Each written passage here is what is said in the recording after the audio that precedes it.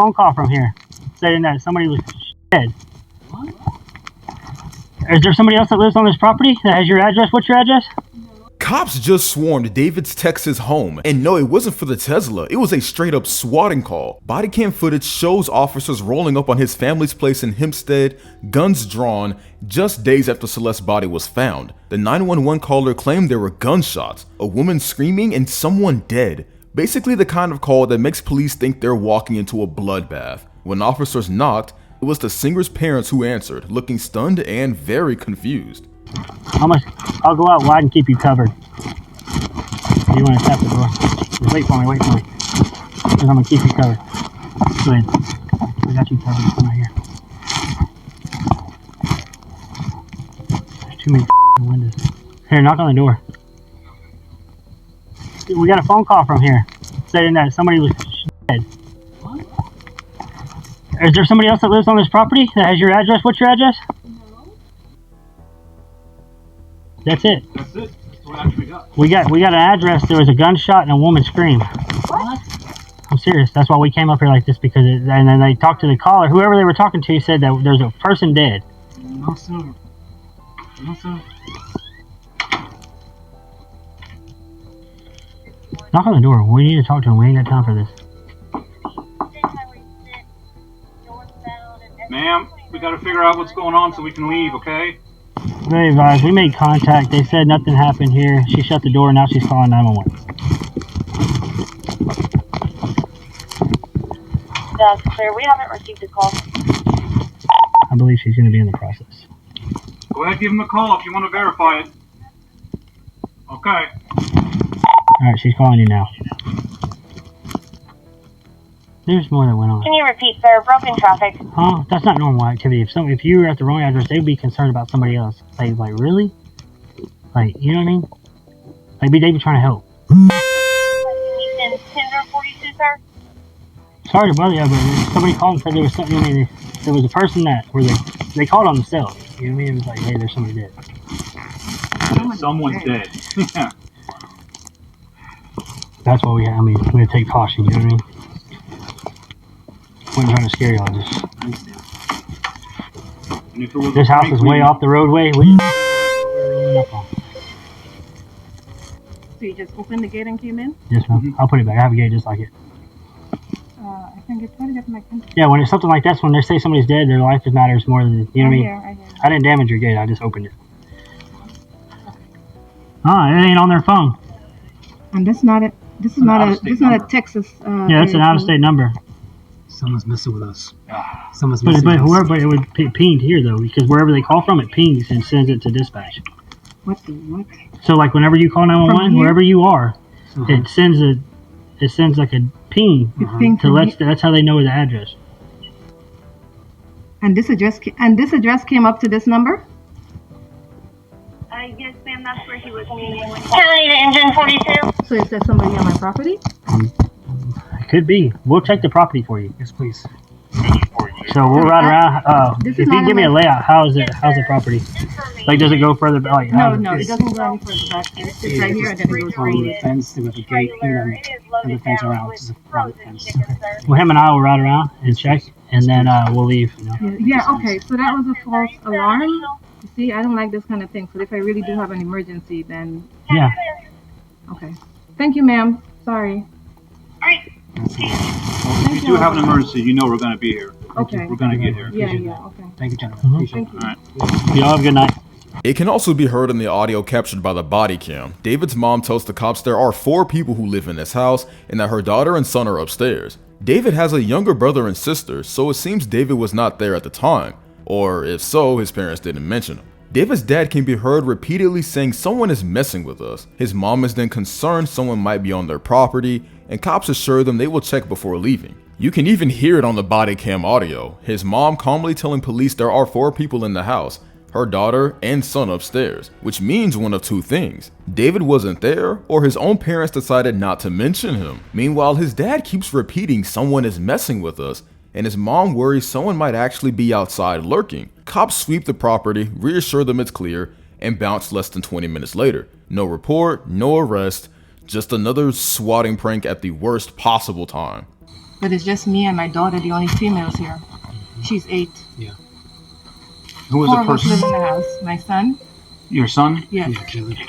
Okay, he's upstairs? Yes. My daughter is upstairs as well. Now, a new clip is going viral from one of David's recent meet and greets. He locks eyes with a fan who looks exactly like Celeste Rivas, and you can literally see his body tense up.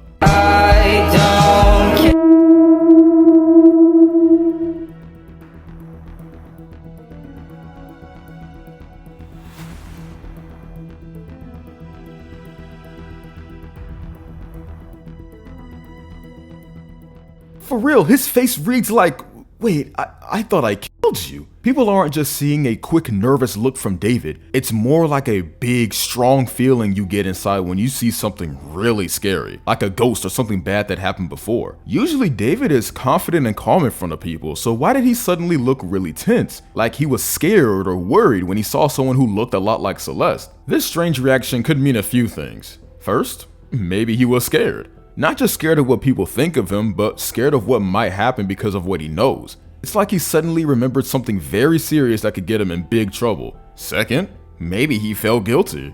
His body was telling a story. It's like someone who has a secret they don't want to tell being caught. Instead of trying to explain or argue, his whole face showed he was uncomfortable. Sometimes when people don't say anything, that's when they are really telling the truth. Third, maybe seeing that person brought up old, sad memories. Maybe he saw happy times that later got sad, or things he wishes he could forget. Did he do it? The answer that we all know.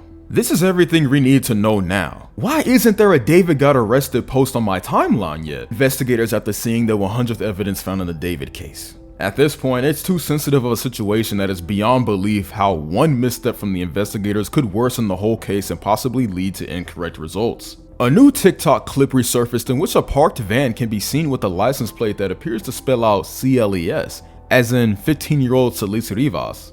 Now, TMZ just dropped 2 major updates that add layers to this tangled story. First, there's the in-depth interview with Celeste's ex-boyfriend Damien. In his sit-down with TMZ, Damien didn't hold back. He described their relationship in middle school, painted Celeste as kind, but weighed down by a troubled home life. Damien talked about how Celeste used to joke about running away, and how he thought she was seeking a sense of belonging with him, with friends, anywhere she didn't feel stifled.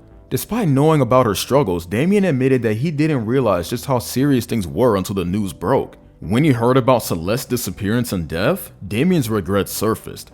He also mentioned being shocked by the rumors about her connection to David. He couldn't reconcile the idea of her dating a rising star with his memories of her in pain and wanting to escape her home. How did you meet Celeste? Through a friend. Tell me how that whole relationship started. I guess she liked me, or she was looking for someone, and yeah, we started talking. And what school was this in? Lakeland Village. Was she sweet? Was she kind? Was she bubbly? What do you remember about her? She was really kind, and she said she wanted something serious. And how old were you when you met her? 13 or 14. So at what point did you feel, or did you hear from Celeste that there were problems at home? She said how her mom didn't treat her well or whatever, and she didn't like where she was at.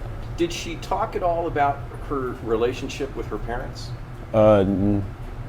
Kind of. She just said they were mean or whatever. She didn't like them. And then you guys broke up, and the next thing you know, you find out that she's involved with this internet sensation, David. Yeah, I didn't think it was gonna happen, like, at all, because like she was always like so happy and stuff. What is your last memory that you have of Celeste? We were at PE, and she told me and my friend that she was running away, and she said it was because of her parents, and she was like joking about it, and she was like happy, like joking like she always was, and like it didn't seem real because like she was like playing around, joking about it, and the next day she wasn't at school, and like that's the last time I saw her.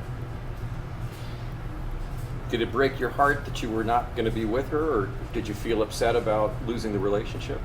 Not really. It was kind of clear that we're like better as friends, but it was kind of sad that I wasn't able to like say goodbye. but like see how she was doing, like when she ran away. What was your reaction when you saw the breaking news that they had found your ex-girlfriend's body in the trunk of his car? My heart dropped. I was like, I don't know. I just couldn't believe it. I kind of had a feeling when I saw, like, the first thing. I was like, what if it is her? But I just, like, brushed it off. But when I saw it really was her, I was like, damn, I really knew. So let me just make sure I'm understanding this correctly. You had seen the news out of Los Angeles that a body was found in his car. Yeah. And you immediately had a sinister thought about Celeste? Yeah, because one of my friends told me. Were you at home with your mom when they identified Celeste and you saw it all over the news? Can you remember that moment for us? Yeah, I was on the way to school, and then like she just like showed me, and like I took a picture of it and I sent it to one of my friends, and he's like, yeah, I saw it too, it's crazy. And I just couldn't believe it. So this has been the talk of the school? Yeah. Just the fact it was someone that my son was so close to at one time and how everything happened, it's kind of scary. It's really close to home. And if it could happen to her, it could happen to anyone. And everyone just needs to be very careful on social media. What about you? What do you think about at night when this kind of flashes through your mind? I just think like if someone actually like did something, like when she said she was gonna run away, because I feel like no one cared. Celeste's ex-boyfriend's story accurately lines up with others interviewed by TMZ, who say Celeste's home life was rough and that her mother didn't treat her well. Damien's mother even described trying to help her once, but that attempt went nowhere. These first-hand accounts start to paint a picture. Celeste's journey was a search for love and stability, but she was constantly drifting, never landing anywhere that felt safe for long. On September 29th, TMZ released another exclusive, this time actual footage from a Nest doorbell camera showing Celeste embroiled in a heated argument with neighbors. The video isn't perfectly clear, but the sound is undeniable. Celeste, her voice sharp and emotional, yelling at the neighbors over what she claimed was a prank, someone ding-dong ditching her parents' home. The confrontation gets messy, with swear words and even a racial slur thrown into the mix. It's clear this wasn't just a passing spat. It was a boiling over of frustration and maybe trauma. Interestingly, a man in the clip responds defensively to the slur, making it clear the tensions ran high on both sides. The next day, one neighbor's boyfriend reportedly went to Celeste's home to apologize, but her father seemed largely unbothered, offering no real resolution.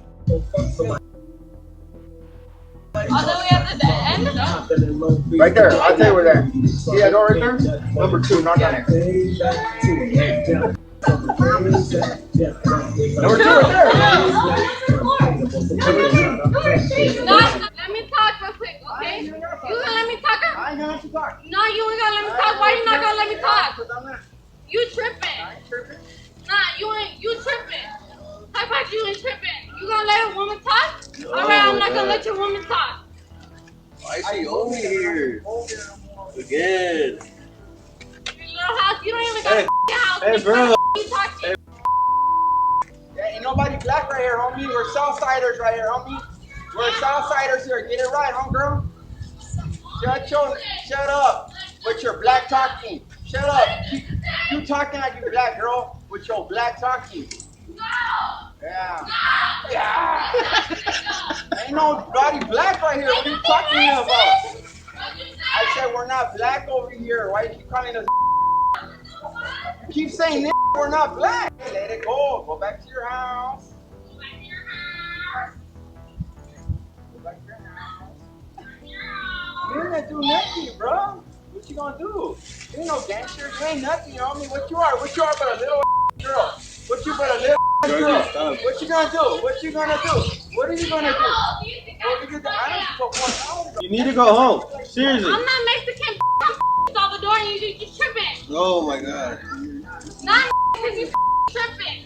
Move this out of here. You ain't gonna do shit. You ain't gonna do shit. You better get over there. Get your over there, little girl. Go over there, little girl. You ain't gonna do shit. Go. Go. What are you gonna do, bro? Go call her dad, babe. What are you gonna do? What are you gonna do, little girl? Neighbors told TMZ they'd recognized Celeste from missing posters that went up several months before, which means, at least to some in the neighborhood, she hadn't vanished. She'd just become found without fanfare. What's chilling is the timing. The date of the video was September 8th, exactly 1 year before her body would be discovered in the trunk of David's impounded Tesla. In the meantime, wild rumors like claims Celeste was pregnant have been debunked by the release of her death certificate, but nothing conclusive has solved the mystery. The LAPD continues to stress that everything is being investigated, yet concrete answers remain rare. An ongoing investigation. We have a lot of resources dedicated to bringing it to a conclusion. LAPD Chief Jim McDonald speaking with Eyewitness News today about the relationship between 20-year-old David and Rivas, who just turned 15 earlier this month. Recently, LAPD released a new statement in which Chief Jim McDonald made headlines after he slipped up in a press conference and actually called this a homicide investigation. That's significant. Remember, at the time of that statement, the coroner hadn't even released an official cause of death for Celeste. She was found lifeless, and the medical examiner had not yet determined whether it was an accident, an overdose, or anything else. So why would the chief go straight to calling it a homicide? Was it just a slip of the tongue, or was he revealing what detectives already suspect but can't officially confirm yet?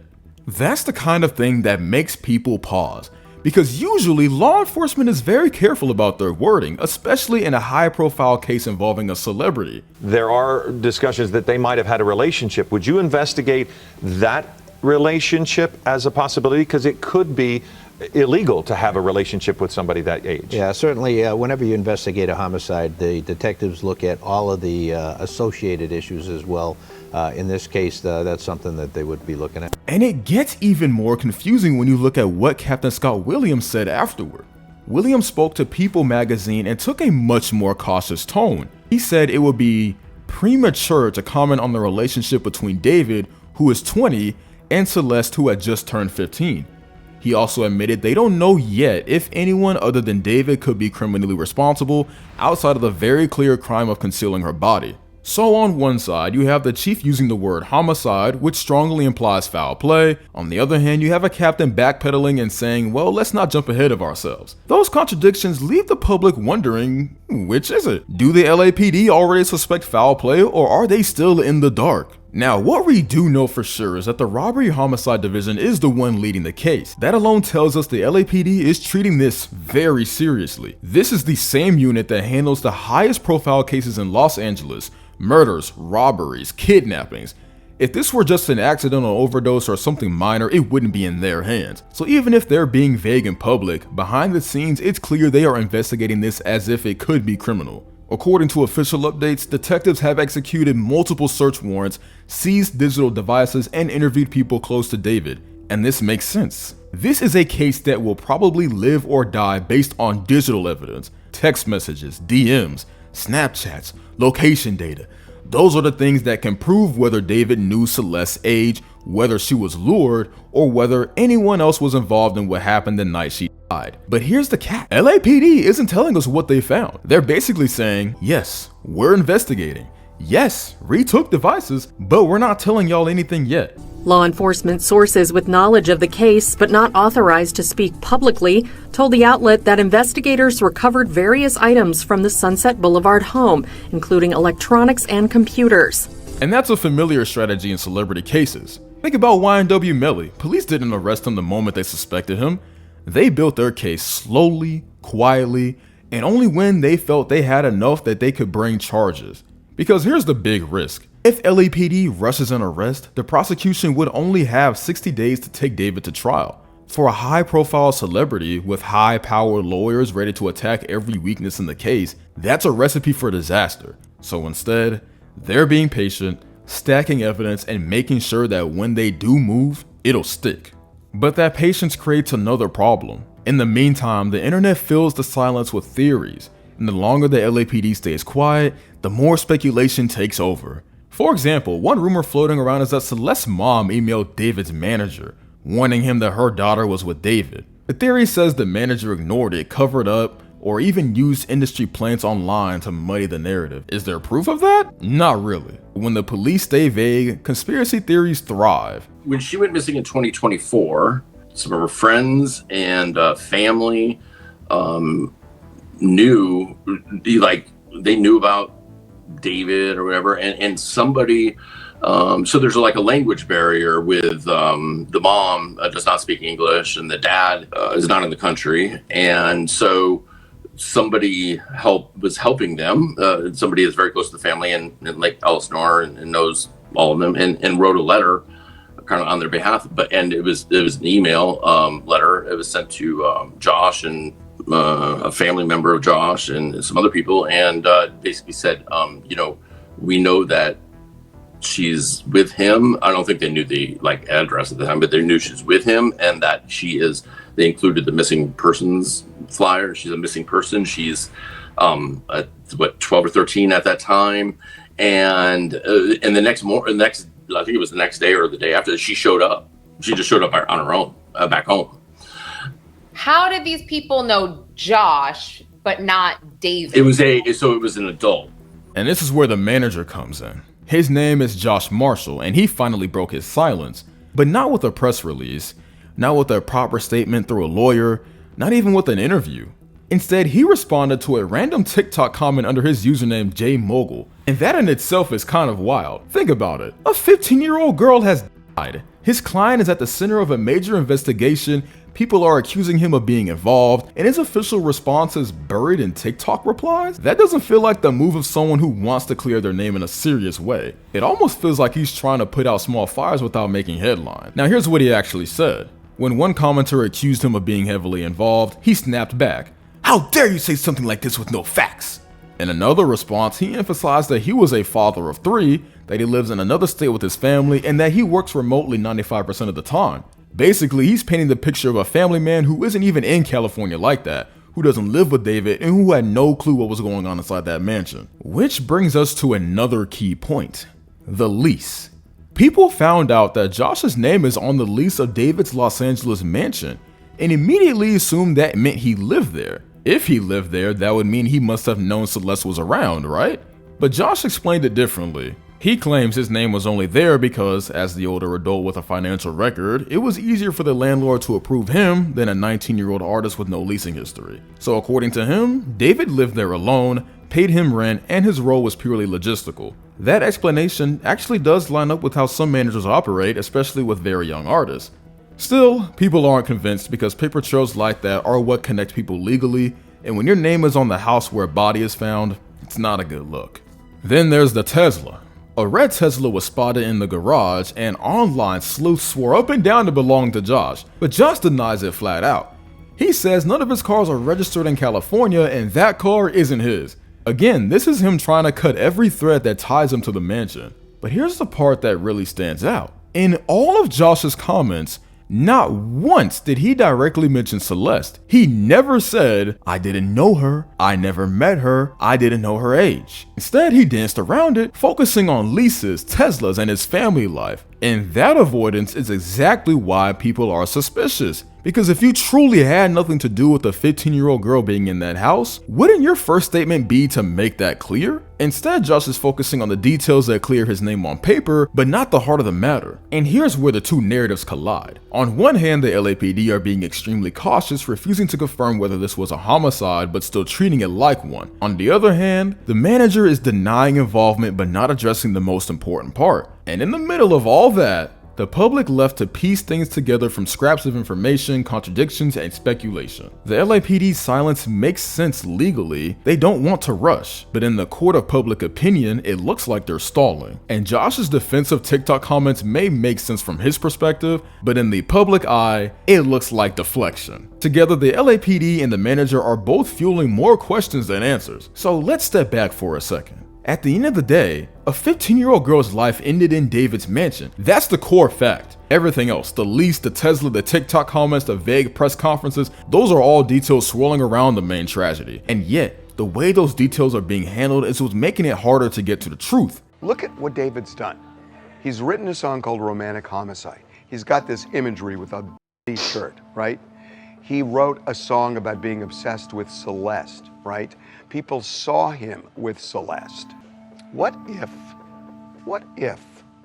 and I don't know, Somebody said, what a great way of framing David. Out of nowhere, new evidence has surfaced, and it's not the kind that makes him look worse. In fact, it points to something people never considered, that he might not be guilty of murder at all. And here's where it gets even stranger. The person laying it all out isn't some random commentator, it's Harvey Levin, the founder and CEO of TMZ, a guy who has built an entire empire on getting stories before anyone else. And when you actually line up the points he presents, it starts to make a disturbing kind of sense. So here's the deal with the whole parking ticket thing Harvey brought up, because I know some of you are scratching your heads. David's car first gets flagged on August 26th for being in a spot it shouldn't have been. The very next day, August 27th, it gets slapped with a citation. People complain again on September 3rd, and by September 5th, the car finally gets hauled off. But here's what you've got to understand. The report on the 26th doesn't mean the car magically appeared that day. It could have been sitting there since the 23rd, the 24th, maybe even the 25th. To play it safe, let's say the 24th or 25th. Now here's where it gets crazy. David left for his US tour on August 5th. That's the very start of the month, and he didn't roll back until a whole week after the girl was even identified as Celeste. So technically, his car is out there gathering dust while he's hundreds of miles away performing shows, which makes the whole "he ditched the car to cover up a murder" angle sound way less airtight than people originally thought. Okay, I want to open a can of worms here. By the way, we are working on something that could be really interesting. But I will tell you this. There is an impound report that shows that the car that had Celeste's body in it, that was parked on Doheny Drive, was first ticketed for being there. See, I thought it was going to be a few days before September 5th when it was towed. It was there since August 26th when it was first ticketed. And if it was ticketed, it must have been there even before that. So it seems like that car was parked on that street for 2 weeks. Let me tell you why that's significant. I lived on that street, on Doheny Drive. I don't anymore, but I did for a long time. And Doheny Drive is a residential street in the Hollywood Hills, but it is a well-trafficked street. A lot of people go up and down that Doheny Drive, and especially where that car was found. I am guessing, I don't know, but it was ticketed twice. And because I know that area. And when the street cleaner comes, if you keep your car there on street cleaning day, they'll ticket you. So I'm guessing that the 2 tickets were for street cleaning. So I think the car had to be there for at least 2 weeks. So the question, how is that car sitting there for 2 weeks? Was it sitting there with a body for 2 weeks? David left for tour August 5th. So let me just make an argument to you. Because I know a lot of you think, well, the walls are closing in on David, and David seems to be what you think is the suspect. The police have not named him as such. But here's the thing about that. If you were David, look at what David's done. He's written a song called Romantic Homicide. He's got this imagery with a bloody shirt, right? He wrote a song about being obsessed with Celeste, right? People saw him with Celeste, right? Mm-hmm. They saw him with Celeste, right? And what if, and I don't know, somebody said, what a great way of framing David. What a great way of framing David, that you put a body of this girl that he was dating in his car and leave it there to get towed with all that evidence. Young Jackson is nodding yes. I am nodding yes because this has been my theory for like the past week, and I've had people call me crazy. There is such a short window of time to where he could have killed her, dismembered her body, and left for tour. He was gone August 5th. He wasn't in the city. He wasn't in the city. But here's the thing. Think about if he did it.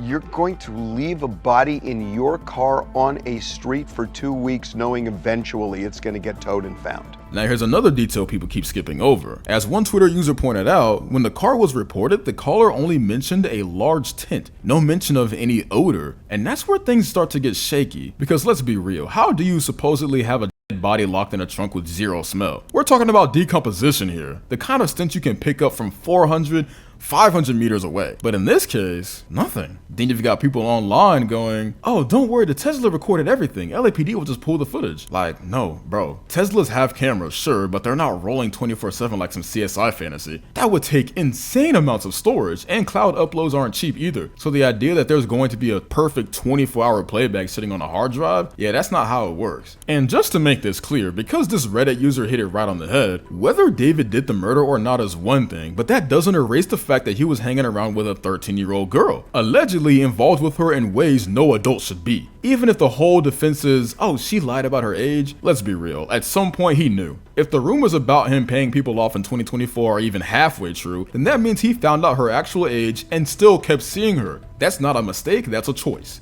So, murder charge or not, David is not walking away clean, because no grown man has any business being involved with a preteen. And if it's not murder, then it better be something else, because this situation screams exploitation of a minor at the bare minimum. And here's where it gets even messier. TMZ reported that people who used to party with David, hang around him, literally thought Celeste was his girlfriend. Not just some fan, not a kid tagging along, but girlfriend, as in couple. They'd go to parties together, they'd hang out, and everyone in his circle was under the impression they were dating. So when it came out that Celeste was only 14, everyone close to him was shocked. And think about that for a second. If the people around you, the ones who see you day to day, already think you're in a relationship with a minor, that tells you how far gone the situation was. Because even being friends with a kid at that age is already unacceptable, but to be publicly seen as a couple, that just screams predatory behavior, which is why, like I said before, even if he somehow slips past the murder charge, the exploitation angle is right there staring everyone in the face. And it gets even darker. According to reports, people in David's circle were under the impression that Celeste was a USC student, 19 years old. That's how she presented herself. Now, whether David made her do that or she came up with it on her own doesn't even matter, because either way it's wrong. Think about it. Why would you ever put a 14-year-old in a situation where she feels she has to pretend she's a college student just to be around you? That's not just a red flag, you got a whole red flag parade. Because no matter how you look at it, the fact that a minor has to lie about being an adult just to justify being in your life says everything. It's messed up on every possible level. So apparently this morning, a Reddit user claims he was walking near David's place, spotted something shiny under the leaves, and boom, finds out what looks like a Tesla key card in the gutter. He posted up like, yo, what if this is David's key? Now instantly the comments go wild. Half of them are screaming turn it into the cops, which he says he did. Others are trying to spin it into proof that maybe someone else was moving the car for David, or even that someone stole his Tesla, killed Celeste, and tried to frame him. But let's be real here, this doesn't prove a thing. For one, there's no way to even authenticate that card. It could be his, it could be someone else's, or it could just be some random dude fishing for clout with his own Tesla card. And here's the real kicker, police already did a full sweep of David's house and the area around it. They're not sloppy, they're trained for this. If there really was a Tesla key card lying in plain sight under some leaves, you think a random Reddit stroller is gonna find it before LAPD? Yeah, not buying it. So bottom line, this whole mystery key doesn't clear David, doesn't pin him either, it just adds another layer of noise to a case that's already drowning in speculation. Now here's a clip of an investigator addressing the one question everybody keeps asking about the David case. The people still defending him always fall back on this. Who would be dumb enough to kill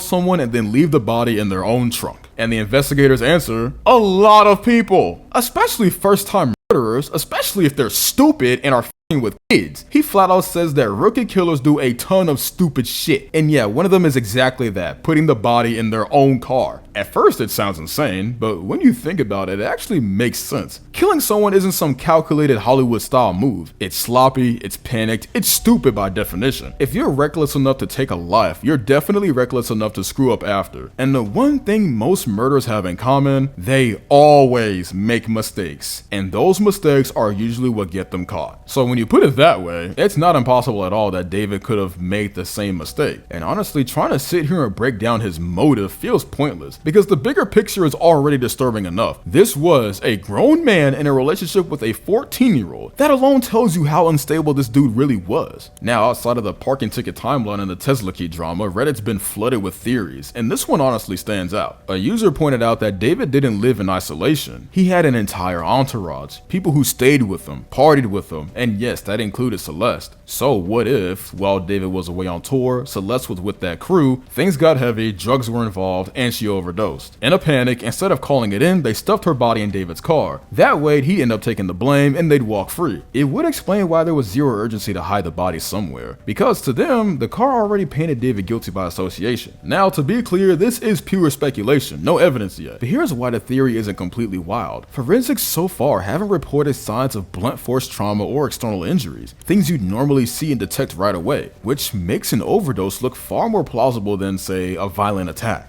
And when you remember Celeste's troubled past, it's not out of the realm of possibility that she partied too hard, things went sideways, and others decided to shift the weight of the fallout onto David, especially since everyone already knew he was tied to her in ways that were already unacceptable.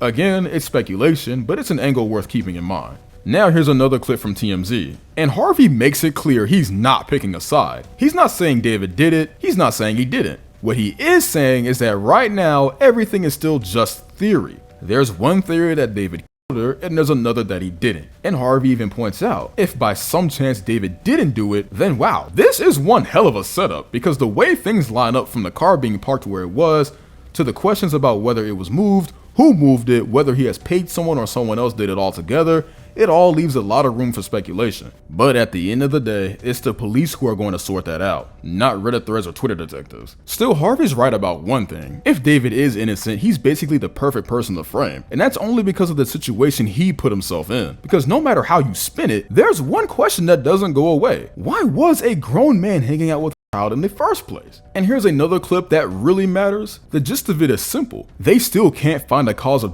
for Celeste, because if it was something physical like a stabbing, strangulation, or blunt force trauma, they'd already know. That stuff shows up immediately. But it's not that, which means the only thing left to give us answers is the toxicology report. Until that comes in, nobody actually knows what killed her, and that single detail is what's keeping the entire case in limbo right now. Now here's another Reddit post that's worth reading. When the story first broke, I honestly thought he was headed for a death sentence. Abusing and a young girl is absolutely insane. The more I think about it, and the more comes out, however, and I hate to say this, but I think he may actually do the impossible and escape with a light sentence. There is definitely a reason he hasn't been arrested yet, and why the police haven't said yet that this is a murder investigation despite Celeste's autopsy being done many days ago now. From the info coming out, it seems very possible David can argue he wasn't in the vicinity when Celeste died. She was in the car for a minimum of 10 days, and the exact time of death is not exactly known. David has been on tour, and his lawyers can use the timeline to his advantage. And if it is true that she wasn't murdered, but rather died from a drug overdose, then that takes a murder charge off the table. The question is, who tried to dispose of her body? Who gave her the drugs? People seem to make it seem like it was just David and Celeste in the story, but as a young music superstar, he had a whole entourage around him. There were many people around who all had a part in this story, and as the investigation goes on, they will start pointing fingers. Clearly, very irresponsible behavior was going on here by a number of people. People have already confirmed they saw them doing drugs, and a group of teens and young adults in a $20,000 a month mansion getting high as a recipe for disaster. Then the PDF charges. It seems obvious to everyone that David was acting very inappropriately with this young girl, but then again, R. Kelly, Diddy, and many others were clearly acting very inappropriately, but still managed to beat the charges. R. Kelly even abused the girl on tape, and it still wasn't enough to convict him. David's lawyers will say they were simply friends, and even if she was living with him, there were a bunch of other people living with him too, and she was simply part of his entourage. Without physical proof or the victim herself being able to give testimony, it won't be as easy to get him on this as you think. All the posts, blurry pictures, alleged text messages, comments from randoms on Discord, most of that won't be able to be used in court or will be dismissed as hearsay. Now there is still David's phone to be searched, Celeste's phone, and statements to be made from other people close to this case. There's a lot more to come here in terms of evidence, but purely based on what we know so far, I think people are being premature thinking this is an open and shut case. And even Aiden Ross has something to say about all this. He was on a call with Charleston White, who tried to defend the situation with one of the dumbest takes imaginable. How can you prove they were having intercourse? Aiden's response, perfect. He just shoots back. Okay, so what, they were just playing Fortnite? And honestly, that's the only right reaction, because come on man, how are you even trying to justify this? Even if by some stretch nothing happened, just the fact that David was hanging around with a 13-year-old girl is already wrong. No adult has any business doing that, and when people close to David admit they were under the impression she was his girlfriend, You don't get that vibe from just being platonic. You only get that impression if there's behavior that makes it look like a relationship. So whether they did something inappropriate or not, which let's be real, they probably did, the point doesn't change. Him being around her at all was wrong, and it's wild that people are still trying to twist themselves into knots to defend it. Okay, but Unc, what about the vivid video of him and the 13-year-old linking up? So, how can we prove they had sexual intercourse? What were they doing, Unc? Playing Fortnite, bro? Come on. No, listen. Me and you know that. The police know that. Oh, I see. You're talking about the police. How do you prove it? I see. Okay, so we gotta just wait and see what happens, bro. All I keep telling everybody, but why would they let a black man in America? If we really believe the police is against us, that we're going through injustices, what black man gets to walk around in America and tour as a millionaire when all the evidence says he's guilty? They let Diddy do it. That's true. So I'm saying, homie, maybe somebody else killed this kid because he even went to the police station to talk to the police. A lot of people do seem to think that Celeste was spotted at David's concert on August 23rd, 2025 in Silver Springs, Maryland, standing on a balcony watching the show with David's brother. If this is actually Celeste, this changes everything. This is a screenshot right here, very zoomed in, and this right here is actually a video clip.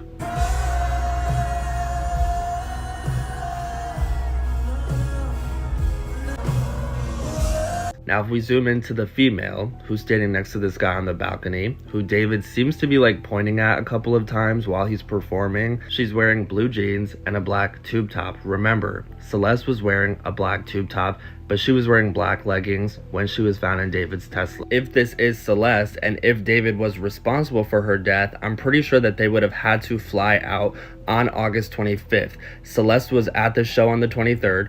David picked up another show in Silver Spring, Maryland on the 24th. So he performed in Maryland the 23rd, the 24th.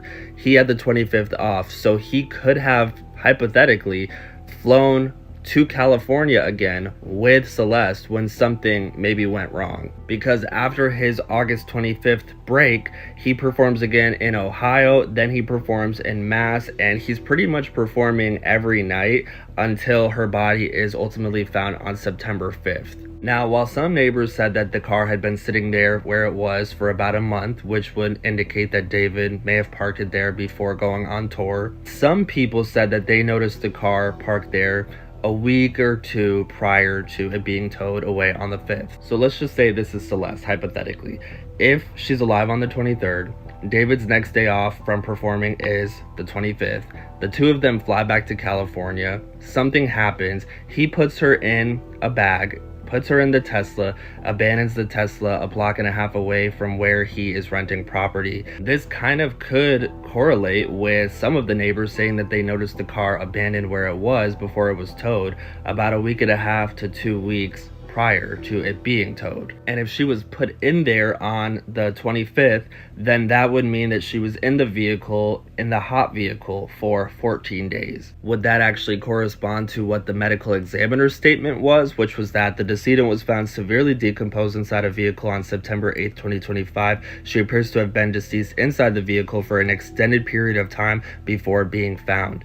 Is 14 days considered an extended period of time? Possibly. And could this theory be further confirmed by Celeste's brother Matthew, who was reached out to via IG DMs and asked, once her body was identified, how long she's been deceased, and he said 2 weeks. If we take when she was found on the 8th and go back 2 weeks, that puts us at exactly August 25th, 2025. The Hollywood Hills house David was staying in wasn't some random crash pad. It was a $20,000 a month rental with cameras everywhere. The landlord, Malden Trifanovic, says he had a full security setup installed years ago. Entry points, backyard, street. Basically anyone stepping foot near that place gets caught on tape. That detail matters because cops have been trying to figure out if Celeste was actually killed inside that house. They already searched it for so the next logical step is the footage. The catch, the landlord doesn't have access. He says when tenants move in, the security company hands them their own account, so only David and his manager had control of the video. As of now, LAPD hasn't told the landlord a thing, but even he's saying there's no way police wouldn't try to pull that footage, because if something went down in that house, the cameras know. And honestly, if the truth is sitting on a hard drive somewhere, that's where it gets terrifying. David, the rising singer behind One More Dance, isn't just in the spotlight for his music anymore. He fled a $20,000 a month Los Angeles home in the Hollywood Hills, leaving behind a mansion that now feels less like a house and more like the set of a crime scene. The timing makes it even worse. Just weeks before, he dropped a music video with chilling imagery. A figure being stuffed into a car trunk. Imagery that now feels like a blueprint for the nightmare that followed. Even Reddit had his piece to say about the latest proceedings. Breaking that lease screams guilt. One user pointed out the obvious. Why spend $20,000 to cut ties when you could quietly move or book a hotel? The act itself seems like a statement, and it's not a clean one. The replies don't soften it either. Comments note how his tour is gone, his reputation shredded, and even if bail comes, it'll cost him an endless stack of money. To them, walking away from that house isn't about safety, it's about running. It reads less like damage control and more like a move made under pressure, a sign that the weight of what's in that Tesla has already collapsed everything around him. And this is where it starts getting really problematic. On September 21st, right in the middle of all this chaos, David earned his biggest streaming day ever on Spotify. 12.1 million streams in a single day. That's not small change. That's serious money rolling in while his name is tied to one of the darkest stories in recent history. The disconnect is staggering. A teenager's body found in the trunk of his car. Police raid his house, tours are canceled, and yet the numbers spike. Streams turn into payouts, payouts turn into profit, and profit means the cycle keeps feeding itself. Whether listeners know the full story or not doesn't even matter. Every play, every repeat is money in his pocket, and that's the danger. Tragedy becomes fuel, headlines become streams, and people who should be held accountable get bigger, richer, more untouchable. It's the perfect example of how the machine works backwards. Attention equals revenue, even if that attention is soaked in something horrific. At some point, people have to realize what's happening. Every listen, every click is enabling it, and unless awareness kicks in, the wrong people will keep getting rewarded for the worst possible reasons. And that's another layer to how this whole thing has spiraled. Outside the police raids, the abandoned Tesla, and the body identified as Celeste Rivas, there's now this constant stream of videos. People are packaging the tragedy into explainers, quick recaps, and what we know so far breakdown. David is starting to act extremely guilty right now. If you don't know about this entire David situation, I definitely recommend to do your own research, but here are a few things over the past few days that David has been doing that makes it seem like he is very guilty. Starting off with the first thing, he has officially turned off his comments here on TikTok, and also he turned off his comments on every single social media platform. So if you go into his comment section here on TikTok, you cannot comment anything. Same thing on every other social media platform. On top of that, he has started to unrepost almost every single video he has reposted here on TikTok, especially the ones that are not a good look for him. For example, this one right here behind me that he had reposted that he no longer has reposted. It is a video of this guy saying, "Me if I see her talk with other dudes," and then this guy is actually cutting up meat. And then finally, he has canceled the rest of his US tour. The people that had tickets to go see him live are now getting emails being informed that the event that they were going to has been canceled. And then also he had a European tour that was going to be going on. He canceled that.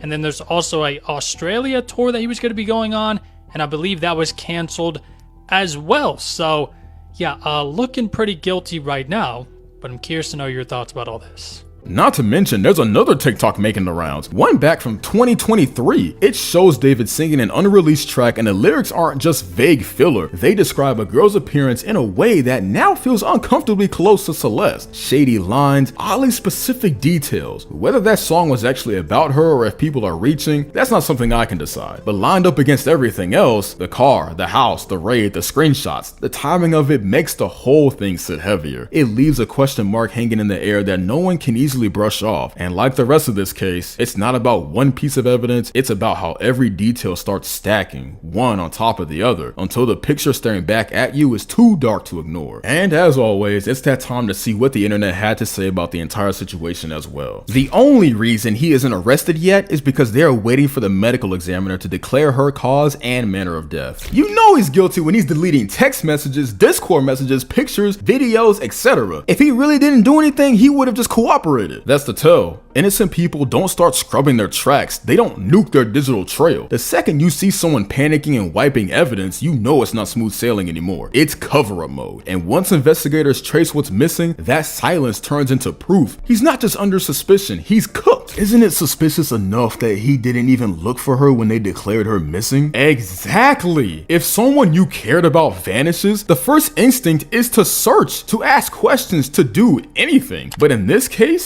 silence. No public appeal, no effort, nothing. And that lack of action says more than any statement could. It paints a picture of someone who already knew where she was and why she wasn't coming back. The details just keep getting uglier. The 15-year-old girl found the trunk of David's Tesla. Turns out she'd been running from home over and over because of how chaotic her family life was. Cops in Riverside County had her on the missing list multiple times. This wasn't some one-off disappearance. Her name was Celeste Rivas, and what makes it worse is how many people had already been scrambling to find her. A liquor store owner says her sister came by in March begging to see security footage to trace where she went. Even her middle school teacher admitted this wasn't the first time. She'd already vanished earlier that January. Now the LAPD's robbery homicide division is stuck trying to stitch together all these fragments of her life, while TMZ sources are out here saying investigators believe she came from a seriously troubled home, which might explain the running, but it doesn't explain why she ended up in a trunk. That's the part that keeps dragging this story out of tragic and straight into unsettling.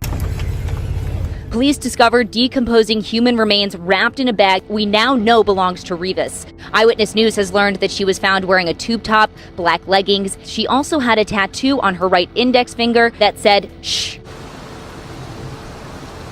Sometimes, especially me doing music and things like that, it kind of gets hard to kind of navigate the bridge between your faith and your flesh.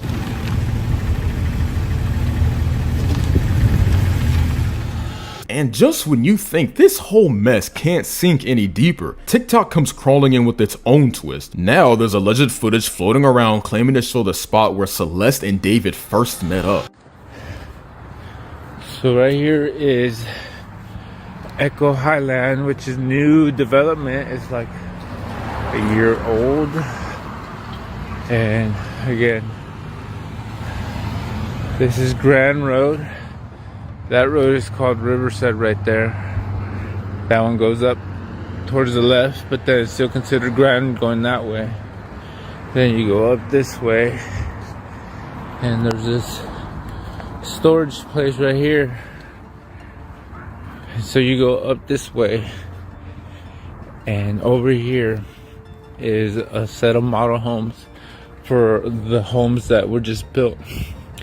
So in that picture where he's paying off supposedly a kid, and he's wearing like a beanie with pink writing, it's over here.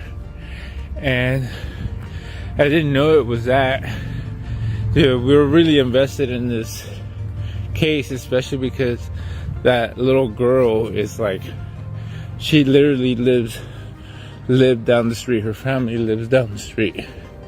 So you walk up this way, and here is the meeting spot where I guess he would meet up with her and all the, I don't know, the people that are blackmailing him. Because supposedly he would come here to pay people to stay quiet about it. So you go this way. The whole thing plays out like something you'd expect in a twisted movie, except it's happening in real life, and every detail makes it harder to breathe. The medical examiner deferred ruling on the cause of death, but the way her body was found leaves little room for comfort. From there, the walls started closing in. David's American tour was suddenly canceled, his label cut ties, and brands pulled back like they wanted no trace of his name on their products. The music stopped cold, and in its place came whispers of something far darker. People can't stop looking back at that music video, asking if it was art or foreshadowing, if it was metaphor or a grim admission hiding in plain sight. The pattern is impossible to ignore. The trunk imagery, the abandoned car, the sudden disappearance from his home. It's less a scandal now and more a horror story, one that feels like a case of romantic homicide dressed up as music. The LAPD spent hours inside David's Hollywood Hills home. They weren't there for questions, they were there to search. Electronics, devices, anything that could connect him to what came next. So here we are. The The LAPD says they're investigating all aspects. The manager says he had nothing to do with it. Neither side has given us clarity, and until someone does, the rumors will keep multiplying. The big questions remain. Was Celeste lured there? Did anyone in David's circle know her age? Did Josh actually receive that alleged email from her mom? And most importantly, what really happened the night she died? Until we get those answers, we're left with contradiction, speculation, and a lot of people trying to connect dots that may or may not exist. What do you think? Was David haunted by guilt or just caught off guard by a lookalike? Did Celeste's home life push her toward danger, or was tragedy inevitable the moment she crossed paths with the wrong crowd? Is Josh telling the truth, or is he leaving out more than he's saying?